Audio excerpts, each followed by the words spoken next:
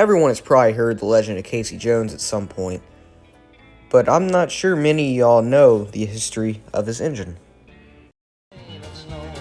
Everyone knew 382 was his train. Casey Jones was his name. In May of 1898, Rogers Locomotive Works built a 460 10-wheeler for the Illinois Central Railroad, and it was number 382. The engine was put in passenger service, and the famous engineer, Casey Jones, was a regular engineer on this engine. And they both pulled the train called the City of New Orleans, which was better known back then as the Cannonball Express. This engine would not go long before it had its first unlucky encounter. On the night of April 30th, 1900, Casey Jones and Sam Webb were operating the City of New Orleans with engine 382 as the power. They approached Vaughn, Mississippi, running late and speeding. The siding there was occupied by a stalled freight train held up by another freight train ahead of it. The tracks were jam-packed, and 382 had nowhere to go but to stop.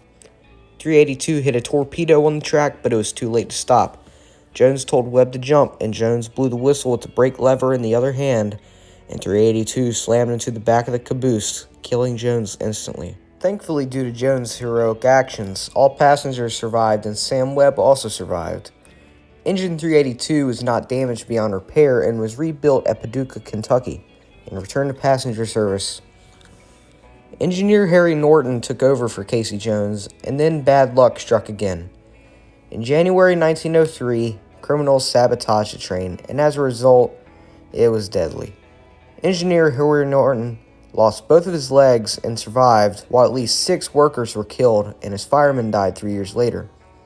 In September of 1905, Norton was at the control of 382 through Memphis South Yards, when suddenly 382 flipped over. Thankfully, no one was injured, though. 382 was eventually renumbered in 2012, but this did not solve the curse. On January 12, 1912, the engine was in another wreck that killed 4 railroad men.